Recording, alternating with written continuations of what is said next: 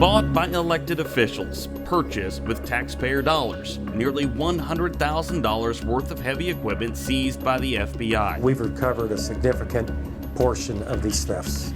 The Union County Fiscal Court bought the bevy of machines for significantly under market value. People may or may not have thought something was up with it. Compact track loaders and excavators with altered serial numbers tied to a complicated web allegedly weaved by two men who have since been federally indicted. Union County Judge Executive Jody Jenkins insists the equipment was bought in good faith. Wasn't anything like that. Despite the apparent red flags that Eyewitness News has uncovered, the county filed an insurance claim with KACO, hoping to recoup the taxpayer money that was lost. Records show the claim was denied the first time, to which the county appealed, and records show the claim would be denied the second and final time, to which the county has no other option but to take the loss.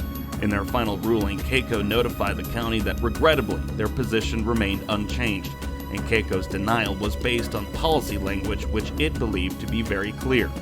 In its denial of the claim, KACO said it would not pay for loss of equipment caused directly by government seizure. Federal law enforcement sources say they're working on returning the equipment back to the rightful owners, and it's clear that neither the equipment nor the money used to buy it will ever be coming back to Union County. However, records obtained by Eyewitness News suggest this isn't the county's first foray into questionable equipment purchases.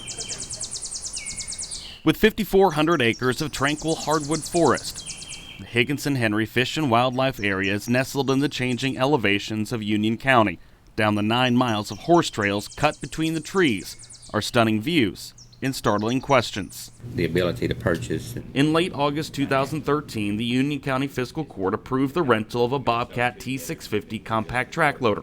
The rental started on August 23rd and was continuously renewed through November 14th, costing more than $10,000. The purchase order tied to these transactions wasn't signed by Judge Executive Jody Jenkins, any member of the road department, or any other county employee. Records show it was signed by Steve Eccles, a private citizen who owns E&E Services in Corydon. Eccles is one of Jenkins' closest friends. According to Union County sources, Eccles used this Bobcat rental at Higginson-Henry for merely a week, despite the Bobcat being rented for a period of 3 months. However, according to newly obtained records, that wasn't the only piece of equipment the county was renting at the time.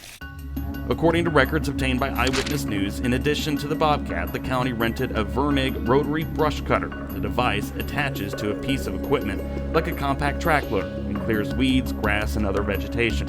The rental cost the county $3,600. The purchase order also mentions Steve Eccles' name, and the rental of the brush cutter spanned the same time as the compact track loader. If the job only took a week, why were both pieces of equipment rented for 3 months? After renting the brush cutter, records show the county ended up buying it for nearly $2,300. But what it was used for and where it was being used remains unclear. In fact, sources say road department management didn't even know that piece of equipment was in fact theirs. Nearly 2 years after the county bought the brush cutter, it finally resurfaced. According to Union County sources, law enforcement officers made a stop at a coal mine outside of Morganfield.